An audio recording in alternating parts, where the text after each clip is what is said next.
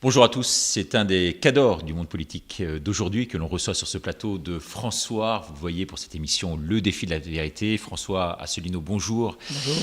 Je rappelle votre parcours, vous êtes président de l'UPR, on y reviendra, HEC, énarque, haut fonctionnaire, inspecteur des finances. Vous avez été candidat aux dernières élections présidentielles, vous êtes président de parti et pourtant vous êtes totalement boycotté aujourd'hui dans les médias. Comment vous expliquez cela ? Parce que je dis des choses qui n'ont pas lieu d'être dans les grands médias. Vous le savez d'ailleurs. Pourquoi est-ce que France Soir TV s'est créé ? C'est bien justement pour répondre à cette attente de l'opinion. Mais comme vous, nous, on a lancé notre chaîne de télévision et sur notre chaîne UPR TV, on fait parfois plus d'1 500 000 vues en cumulé entre Facebook et YouTube.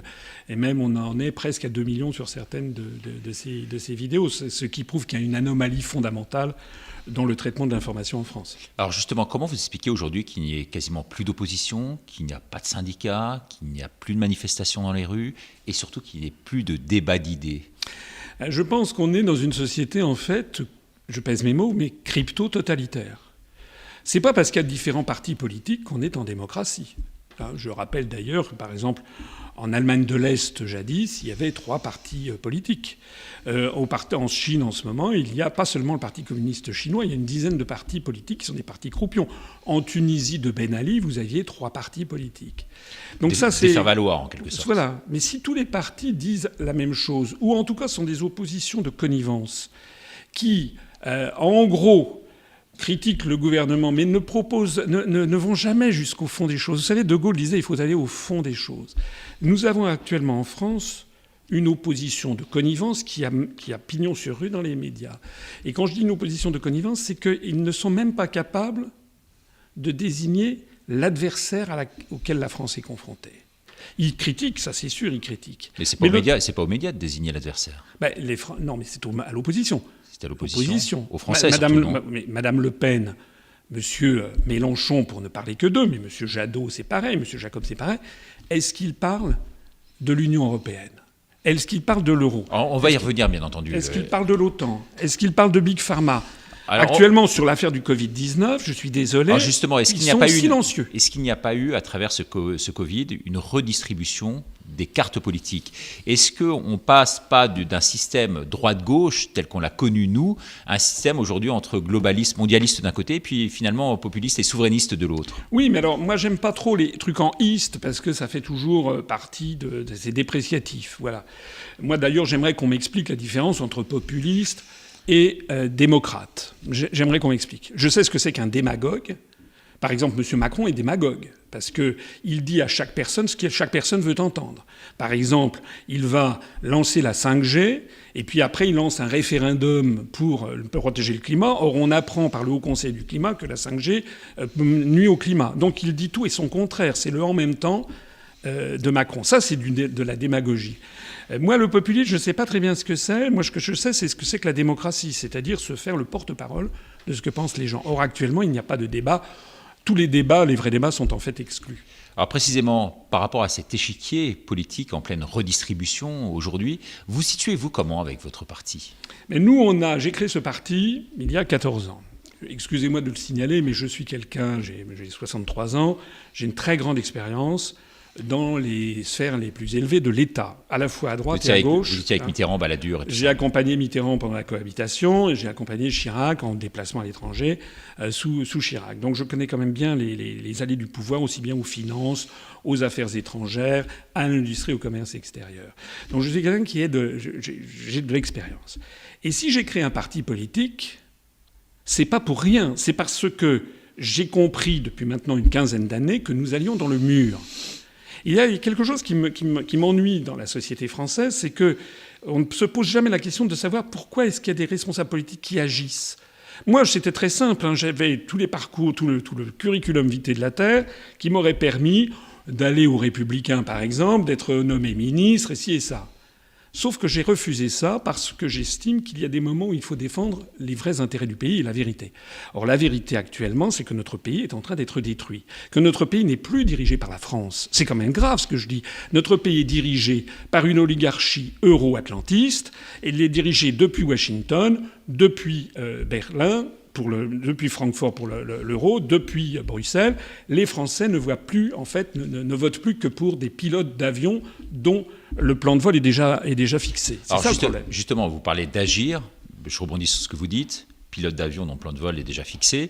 On a l'impression que quand même, le président de la République à l'heure actuelle, Emmanuel Macron, a un cahier des charges très précis. Et là, il œuvre magnifiquement, quelque part. Moi, mon interprétation des choses, je ne le dis pas là, ça fait plusieurs années que je le dis, c'est que j'ai l'impression que nous avons des présidents de la République à usage unique, comme des seringues à usage unique, qui sont catapultés par les médias, sachant qu'en France, une dizaine de milliardaires se partagent les médias. On est complètement revenu dans la situation que dénonçait le Conseil national de la résistance en 1944 dans son programme qui disait qu'il fallait soustraire les médias aux puissances d'argent. Et bien ces médias catapultent un candidat.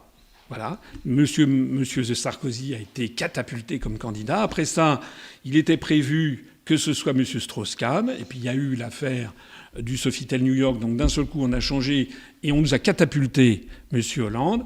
Et puis après Hollande, je pense qu'Hollande, comme Sarkozy, aurait bien voulu faire un deuxième mandat. Non, parce qu'ils avaient fait le sale boulot et ceux qui tiennent les médias se sont dit on va promouvoir quelqu'un d'autre et on a catapulté M. Macron. Qui a un boulevard maintenant devant lui. Il va être réélu, c'est le défi de la vérité. Non, pas du tout. Vous avez vu ce qu'il a dit chez Brut ? Il a dit que peut-être il sera obligé de prendre des mesures qui feront qu'il ne pourra pas se représenter. Oui, mais il dit ça, c'est de bonne guerre. On ne sait pas, Il faut se faire désirer dans la vie, n'est-ce pas ? Non, mais il fait quand même le sale boulot, et puis c'est pas lui qui décide. Voilà. Moi, ce que je vois, c'est que là, c'est pas lui qui décide. Ça, c'est une phrase très importante que vous dites ici, sur François. Pourquoi est-ce que vous n'avez pas noté ? Ah, qui décide ? Vous n'avez pas noté un truc bizarre que pendant un mois et demi, on a eu du général de Villiers, matin, midi et soir, pendant 3 semaines. Il a fait quoi, M. de Villiers ? Moi, j'ai créé un parti politique. Il a dit qu'il ne se présenterait pas. Nous avons plus de 30 000 adhérents. J'ai fait 1% des voix à la présidentielle. Certains me brocardent, mais j'avais 0% du temps de parole. Donc nous, je me suis présenté aux élections européennes, on a fait 1,2%. Monsieur de Villiers n'avait rien fait. Et Monsieur de Villiers, comme par enchantement, a eu tous les grands médias, les grands journaux qui lui ont ouvert les chaînes de radio, de télé. Donc il y a un truc. Bon. Alors... Et puis c'est fini. Vous avez vu que c'est fini. C'est terminé. Et maintenant, je vois arriver, ça j'avais prévu ça depuis un certain temps, je vois arriver d'un seul coup un article là, je crois que c'est dans Le Point, très flatteur, sur Madame Christine Lagarde. Et je n'exclus pas du tout que maintenant on nous mette en avant Madame Christine Lagarde. Alors on va revenir sur vous, c'est ce qui nous intéresse et ce qui intéresse les téléspectateurs. Est-ce que vous regrettez de vous être présenté aux dernières élections ? Parce que c'est vrai que vous-même, vous êtes allé quand même droit dans le mur. Moins d'1%, c'est un échec total, non ? Je dirais pas... Oui, bien sûr, c'est pas un grand succès, ça, je suis d'accord. Mais il faut bien que les auditeurs comprennent que, malheureusement, ce sont des corrélations, des martingales qui ont été découvertes aux États-Unis. C'est que le nombre de voix que vous obtenez dans une élection est une fonction presque corrélée parfaitement au pourcentage de temps que vous avez dans les médias. Non seulement vous, mais si on parle de vous.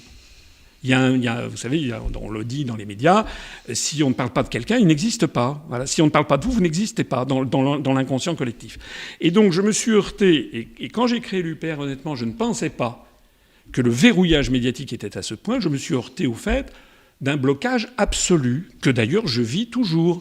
Voilà. Actuellement, c'est contraire aux règles du CSA. Pardonnez-moi de vous poser la question, mais c'est quand même une blague qui coûte quand même très cher, cette investiture à la présidentielle. Non, ça très cher. Vous savez qu'on est remboursé de 800 000 € par l'État, quel que soit le score que vous faites. Et moi, ma campagne, elle a coûté à peu près 1 800 000 €. Et nous avons eu le soutien de tous nos adhérents et cotisants. Parce que notre parti politique n'a absolument aucune dette. Ni dette bancaire, ni dette fournisseur. Ce qui nous donne d'ailleurs une très grande liberté. Vous venez de nous dire, en fait, que vous n'avez pas cette visibilité médiatique suffisante pour pouvoir avoir et obtenir suffisamment de voix. Là, vous l'avez encore moins aujourd'hui, puisque vous êtes blacklisté. On commence une interview par ça. Et malgré tout, vous comptez quand même... Mon petit doigt me le fait dire. Vous comptez quand même vous représenter la prochaine fois. Parce que le fait que je me sois... C'est pas contradictoire, ça ? Non, parce que le fait que je me sois présenté a fait changer de dimension notre parti politique. C'est que nous avions un parti qui était vraiment marginal et nous avons multiplié par 2 le nombre de nos adhérents. Actuellement, le nombre d'adhérents à jour de cotisation, on est à plus de 20 000. Et avec ceux qui ne sont pas à jour mais qui vont verser le rebol au moment des élections, on est à plus de 37 ou 38 000. Donc ça nous a fait changer de dimension. Et puis il y a un autre phénomène. dont vous êtes d'ailleurs l'incarnation. C'est qu'il y a une tendance en France, comme dans tous les pays de l'OCDE, à ce que les Français, les électeurs, se détachent petit à petit des médias mainstream pour aller sur Internet. Parce qu'ils en ont assez d'avoir un discours qui est le même que celui du gouvernement. Moi, je suis d'une génération, comme vous sans doute. Nous, enfin, quand j'étais jeune, on avait des journalistes d'investigation qui, si on n'utilisait pas ce mot à l'époque, mais qui débunkaient le discours de l'État pour le compte de leurs lecteurs. Maintenant, c'est l'inversion totale. On a des journalistes qui débunkent ce que pensent les électeurs pour le compte de l'État. Maintenant, les journaux sont devenus des porte-paroles officieux de la parole de l'État. Et quand je dis la parole de l'État, c'est qui est derrière l'État. Parce que moi, ce que je vois, c'est que le conseil scientifique de M. Macron, c'est en fait Big Pharma. Voilà. D'accord. Donc ça, nous, on le dénonce régulièrement. Moi-même, sur la Minute Ricardo que j'anime tous les jours, je décompose, si vous voulez, le système, la mécanique du système. Et effectivement, le positionnement des journalistes aujourd'hui est très critiquable. Cela dit, donc vous reposez essentiellement sur les médias sociaux, donc devenus très, très viraux, au sens propre du terme, avec des vidéos, vous, notamment, très, très didactiques. Hein, on le voit, vous avez une vraie communauté. Je crois que c'est la deuxième chaîne aujourd'hui des partis en France, la vôtre, vous faites plus d'1 million, vous le disiez tout à l'heure. C'est votre seul salut, véritablement, aujourd'hui, les médias sociaux, pour exister ? Écoutez, on est dans une situation... Alors, je sais bien que certains vont dire que c'est le point Godwin, que c'est ci, que c'est ça. Mais on est dans une situation qui rappelle l'occupation. C'est-à-dire, Radio Paris ne donnait jamais la parole au général de Gaulle. Voilà. Et comment de Gaulle se développait ? Par Radio Londres. Or, Radio Londres, c'est l'équivalent d'Internet d'aujourd'hui. Et encore, Internet, d'ailleurs, il faut s'en méfier, puisque de plus en plus, les réseaux sociaux sont en train de verrouiller le système, ce qui prouve bien que les réseaux sociaux commencent à avoir un poids politique énorme. Et moi, je m'adresse ici à toutes les personnes qui nous regardent. Il faut absolument qu'elles arrêtent et qu'elles disent autour d'elles d'arrêter de regarder les chaînes de radio et de télévision mainstream qui ne font que relayer la parole de l'État, et d'inviter tous les Français, c'est quand même moins grave que sous l'occupation, on risque quand même pas encore d'être envoyés dans des camps de travail, mais d'inviter tous les gens à aller se renseigner ailleurs. Alors je sais bien que... Vous appelez au boycott, carrément. Oui, parce que ça suffit. On ne peut pas avoir des chaînes de télévision qui en permanence, pas seulement d'ailleurs, c'est pareil des médias papier, qui passent leur temps en fait à ressasser la propagande du gouvernement. En France, nous sommes en France. Hein. Là, c'est quand même un véritable problème. Donc, moi, j'ai jamais connu en France un tel État où ce que dit le gouvernement est à ce point relayé par des fact-checkers, etc. Est-ce que vous avez remarqué un truc ? AFP Factuel, par exemple. Les fact-checking d'AFP Factuel. C'est toujours dans le même sens. C'est toujours non, l'hydroxyne ne soigne pas, non, l'azithromycine n'a pas fait ci, non, il n'est pas interdit de, etc. Mais vous n'avez jamais de truc du style non, le remdesivir ne fonctionne pas. Oui, c'est vrai que l'Union européenne a dépensé près d'1 milliard d'euros pour acheter un produit qui ne fonctionnait pas.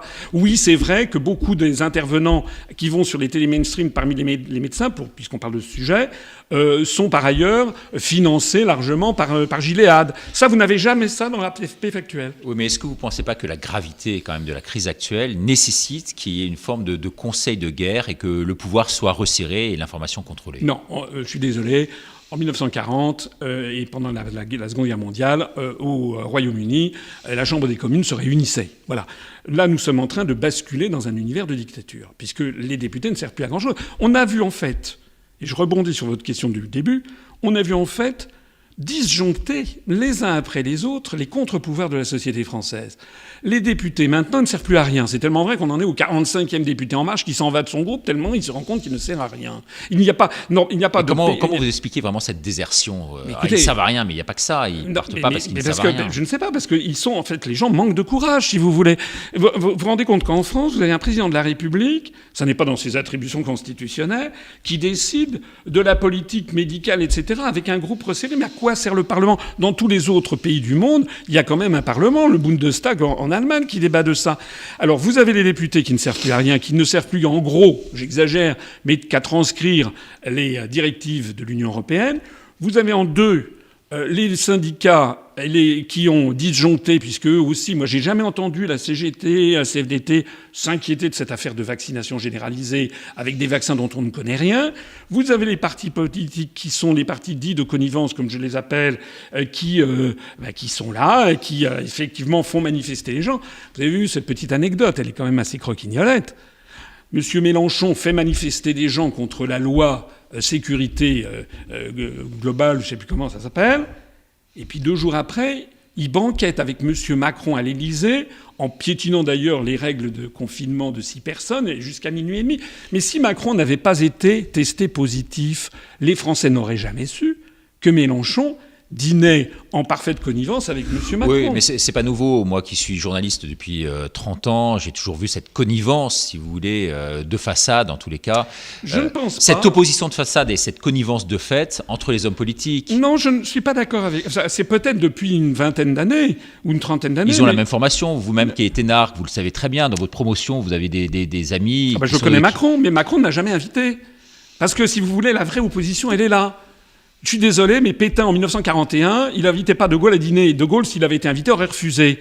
Voilà. Et sans aller jusqu'à 41, en 1964, je pense que De Gaulle n'a jamais invité à dîner comme ça, dans un dîner en ville, Mitterrand. Il le traitait d'arsouille. C'est-à-dire qu'il y a la politique. Moi, je pense qu'il faut que la politique que voient les Français soit la même que celle qu'il y a derrière les coulisses. Moi, je peux vous assurer que je ne suis jamais invité nulle part, ni à Matignon, ni à l'Élysée, mais je sais en revanche qu'ils suivent très exactement ce que je peux dire, puisque nous avons pris beaucoup d'ampleur sur Internet. Alors, comme disait ma grand-mère, la critique est facile, mais l'art est difficile. Alors vous, qu'est-ce que vous auriez fait à la place de Macron ? Déjà, à la place de Macron, la première chose que j'aurais faite, c'était déjà de consulter les Français, et de consulter les Français, et aussi des experts, mais des experts en ayant bien veillé à ce qu'il n'y ait pas des conflits d'intérêts. Parce que le problème numéro 1, il est là. Il est que, en fait, on voit, c'est ce qu'a dénoncé... Mais dans ce comité scientifique, il y a qui est en conflit d'intérêts, d'après vous ? Je pense une grande majorité, de Delfrécy, et puis les gens qui vont à la... Mais vous avez des biscuits pour dire ça, quand même, à l'antenne ? Écoutez, en tout cas, ce que je sais, c'est que le professeur Raoult faisait partie de ce comité, qu'il en a claqué la porte quand il a vu ce qui s'y passait. Ce que je sais aussi, c'est qu'il y a des questions qu'il faut poser à Véran, par exemple. J'ai vu que Véran s'est permis... sur une chaîne de télévision, d'insinuer que j'avais des liens avec Dieudonné, avec l'antisémitisme, etc., ce qui est absolument faux. Et ceci au motif que la dame avec laquelle il parlait, moi j'ai jamais rencontré d'ailleurs cette dame, que la dame avec laquelle il parlait aurait eu tenu un blog où c'est des procédés d'amalgame. Moi, ce que j'aurais fait vis-à-vis de M. Véran, c'était lui poser des questions très précises. Qui a décidé d'acheter du Remdesivir et pourquoi ? Oui. Non mais attendez, il y a 1 milliard d'euros qui est passé là-dedans au niveau de l'Union européenne. Deuxième question, pourquoi est-ce que l'hydroxychloroquine a été interdite dès le mois de janvier alors que ça faisait des décennies que c'était autorisé ? Troisième question, il a interdit l'hydroxychloroquine après l'étude Lancet qui était un faux. Elle est toujours officiellement interdite. Pourquoi ? Quatrième question, il y a des quantités d'autres médicaments qui sont actuellement en cours d'élaboration, d'études. Il n'y a pas que l'hydroxychloroquine ni le remdesivir, vous avez ni l'azithromycine, vous avez l'ivermectine, vous avez d'autres médicaments, vous avez aussi des médicaments, des compléments alimentaires qui permettent d'améliorer la défense immunitaire, vitamine C, vitamine D, le zinc, etc. Il n'en est jamais question.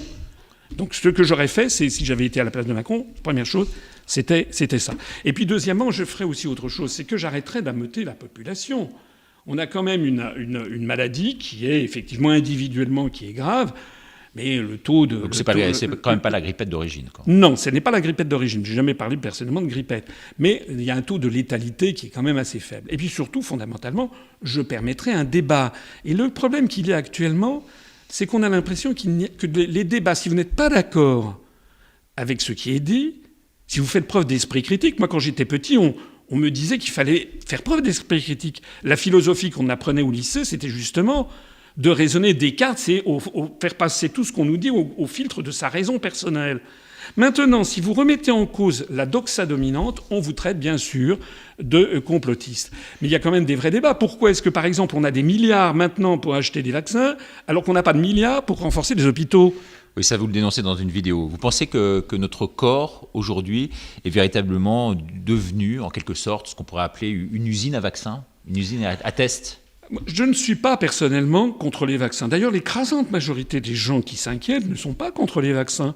J'ai vu que vous avez reçu le professeur Montagnier qui a dit lui-même qu'il avait été vacciné. Moi, j'ai été vacciné, je ne suis pas contre tous les vaccins. Je dis simplement que là, on est face à quelque chose qui est quand même assez étrange. Et moi, quand je vois que le professeur Montagnier, qui est quand même prix Nobel de médecine, quand je vois que le professeur Raoult est quand même quelqu'un qui est très connu, quand je vois qu'il y a une série de professeurs de médecine et une série de médecins qui tirent la sonnette d'alarme, et quand je vois qu'ils sont traités de charlatans par des gens qui n'ont fait aucune étude de médecine, je me dis qu'il y a quand même un petit bug. Parce que dans le comité scientifique, il y a quand même des professeurs. Oui, mais ils ne sont pas d'accord entre eux. Ça, j'ai bien compris qu'ils ne sont pas d'accord entre eux. Mais normalement, dans une démocratie, il devrait d'abord y avoir un débat. Or, le débat, actuellement, il est, si j'ose dire, hystérisé. Il y a une espèce d'hystérie, c'est-à-dire que si vous posez des questions, vous êtes complotiste. On est à la limite de la psychiatrisation des opposants qui a connu ses beaux jours sous Staline et jusqu'aux années 70 en Union soviétique. Le général Grigorenko, par exemple, c'était des gens qui étaient, parce qu'ils ne pensaient pas comme les autres, parce qu'en russe, on ne disait pas dissidents, c'était des alternis, je crois, des gens qui pensent autrement, on considérait finalement qu'ils étaient un peu zinzin. Moi, je suis inquiet de l'évolution de la situation. Il nous reste 5 minutes sur cette émission qui s'appelle Le défi de la vérité. Je vous demanderai vraiment de me regarder quasiment droit dans les yeux et de répondre à mes questions. Alors peut-être un peu fâcheuse là pour la première. Il y a des faits de justice qui ont été reprochés.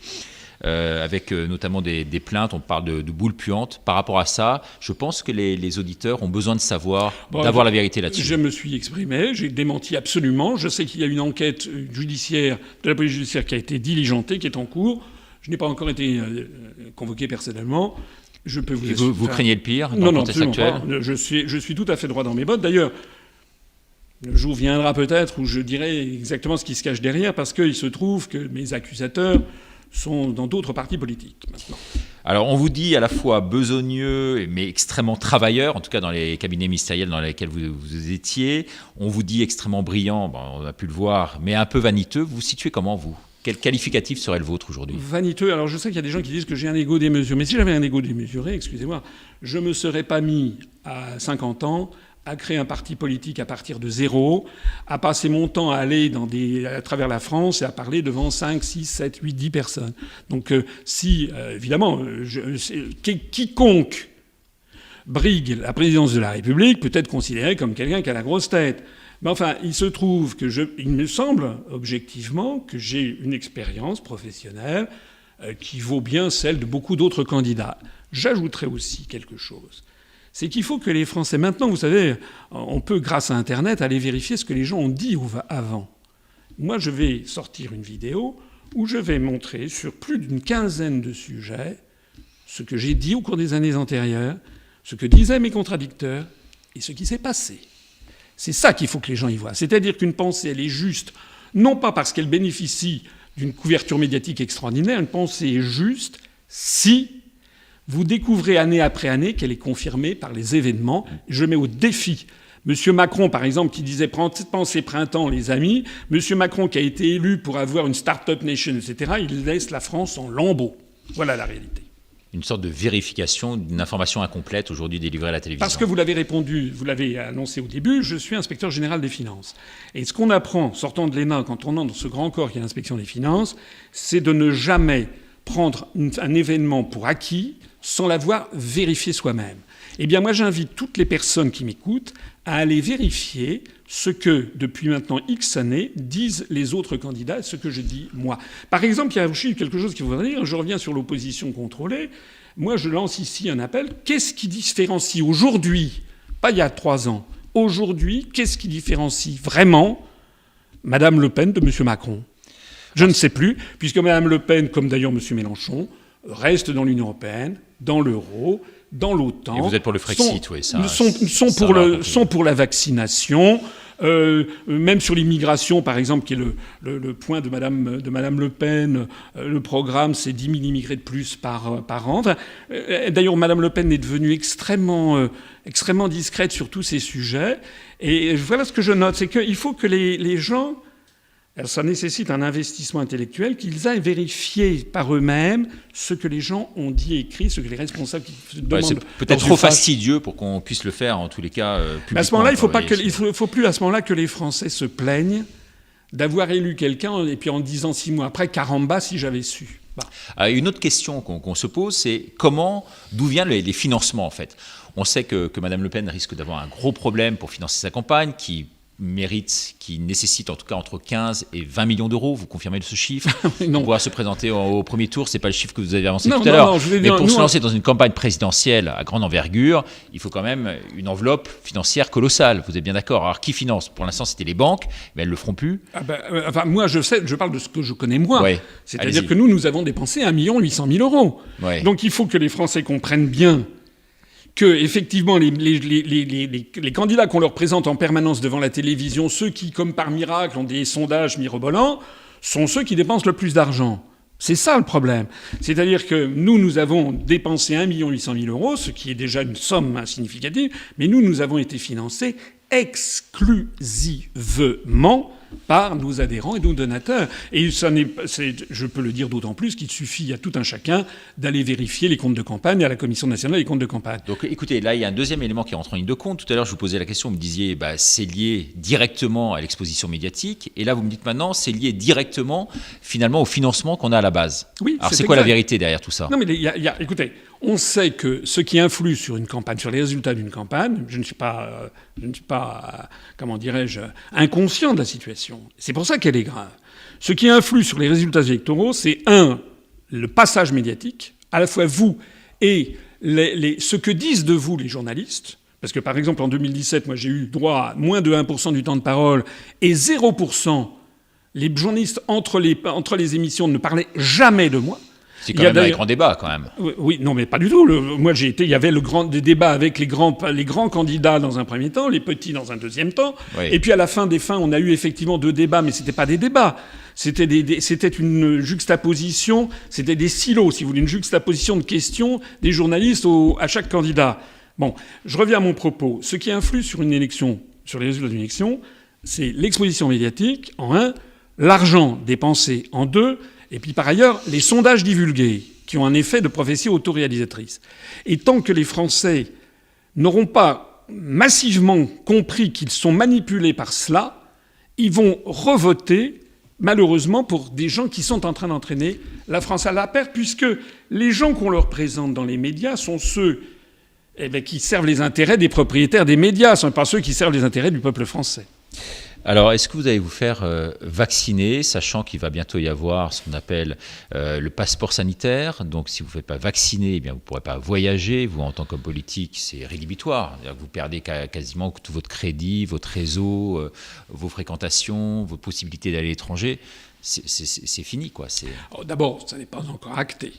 Deuxièmement, on attend les résultats de l'autorité européenne de mise sur le marché des trucs. Ce qui prouve d'ailleurs, au passage, à quel point la France n'est plus dirigée par elle-même. Parce que je sais qu'il y avait des gens qui disaient il y a quelques années « Oh, il est monomaniaque, il veut sortir de l'Union européenne, il est nostalgique ». Non, non, non. Je ne suis pas du tout nostalgique. Moi, ce que je veux, c'est que les Français reprennent le pouvoir chez eux. J'estime que ça n'est pas à l'autorité européenne, machin chose, de décider, d'ailleurs au passage... Et que les eurocrates arrêtent de s'en mettre plein les poches, c'est ça? C'est ce que j'allais vous dire. Vous avez vu ce scandale sur l'affaire du vaccin Pfizer. C'est-à-dire que le vaccin Pfizer a été acheté c'est la secrétaire d'État au budget belge qui a fait un impair. Elle a divulgué publiquement le fait que la Belgique a acheté le vaccin Pfizer BioNTech 12 € la dose.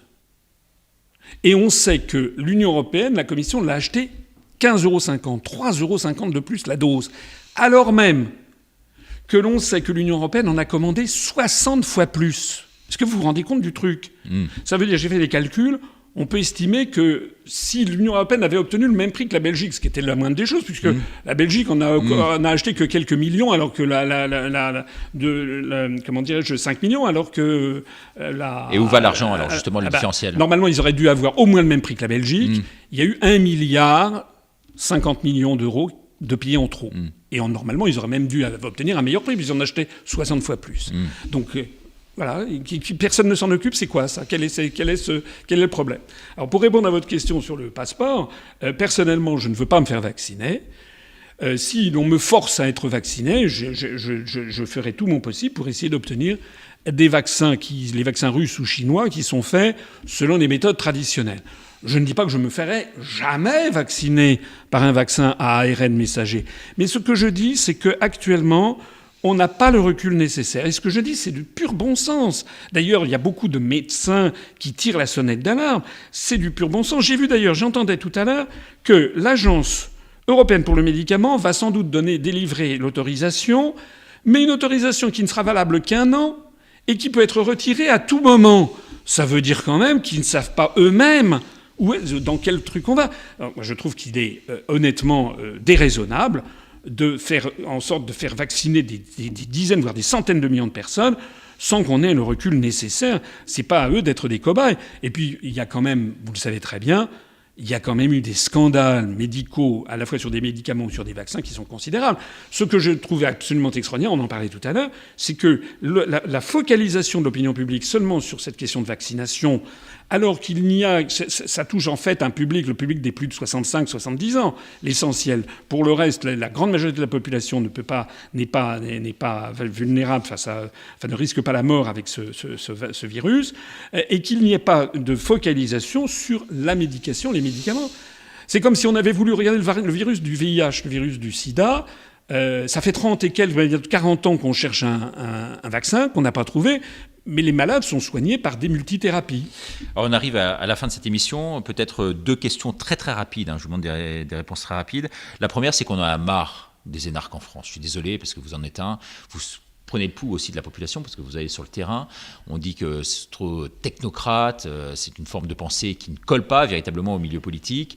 On veut des hommes de terrain, on veut des hommes qui sont partis de la base, qui sont montés, qui ont prouvé ce qu'ils faisaient. Alors vous l'avez prouvé par les études, mais peut-être pas par le succès dans le monde de l'entreprise. Alors un État, ça se construit comme une entreprise. Alors je comprends que beaucoup de Français en aient assez. Mais ce qui met derrière le mot énarque, c'est pas forcément les énarques. C'est plus généralement le monde politique qui leur raconte des histoires. Voilà. Parce que je peux vous donner des quantités de gens comme M. Raffarin, M. Sarkozy, M. Valls, etc., qui n'étaient pas énarques. Bon. Donc, M. Castaner, tout ça, c'est des gens que les Français ne peuvent pas sentir et qui n'étaient pas énarques pour autant. Donc, ce que je dirais, c'est que je comprends la réaction, mais il faut bien voir que ce qui pose problème, c'est pas finalement l'énarque ou pas l'énarque.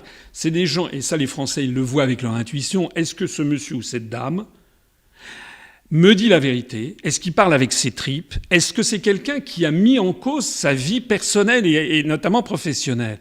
Moi, j'étais dans des conditions sortant de cabinet ministériel.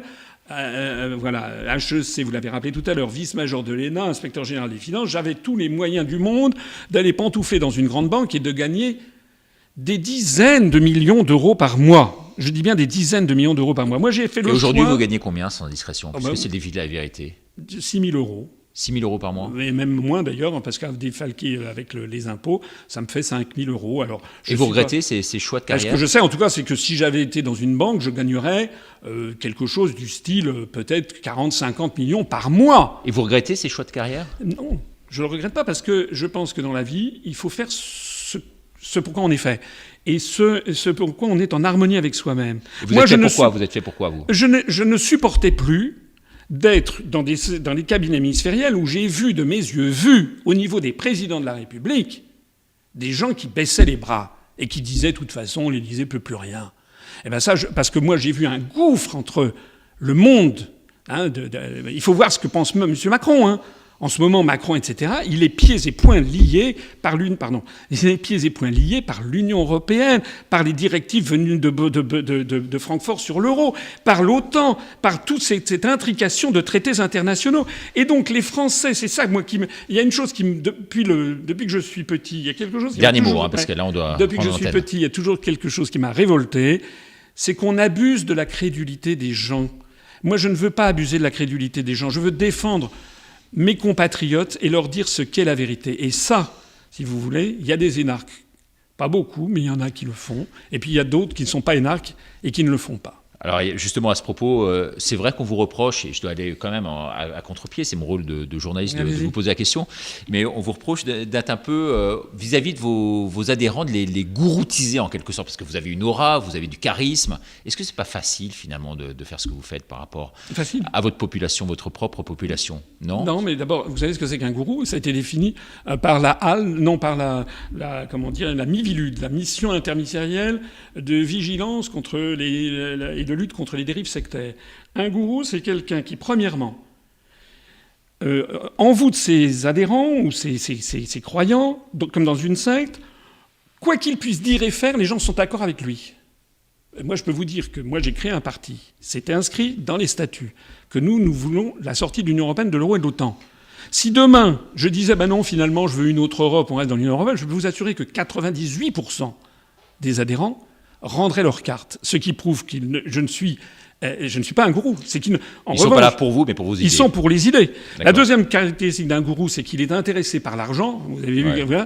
Et la troisième caractéristique, c'est que justement, les gens perdent leur libre arbitre. Alors que depuis 14 ans, gratuitement, que l'on adhère ou pas à l'UPR, tout est sur Internet. D'ailleurs, on ne peut pas. Oui, vous savez que les partis politiques ne peuvent pas financer les vidéos, c'est interdit, on ne peut pas mettre de publicité.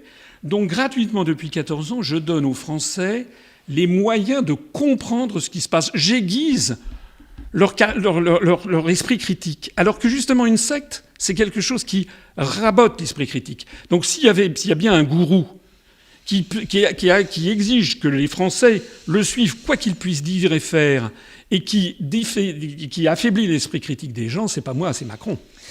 Merci infiniment d'être venu sur ce plateau. Vous nous avez menti ou pas dans cette émission, le défi de la vérité? Non. Mais vous savez, je suis quelqu'un, je dis pas que ça m'arrive jamais, mais je suis quelqu'un qui ment très très peu. Ça y est d'ailleurs, je crois que c'est un dicton qui est de temps en temps attribué à une maxime à Abraham Lincoln ou à Jean 23 ou je ne sais pas qui dit « il ne faut jamais mentir ou alors il faut avoir une excellente mémoire ». Merci beaucoup François Asselineau d'être venu sur ce plateau de François. Bon courage à vous et à bientôt.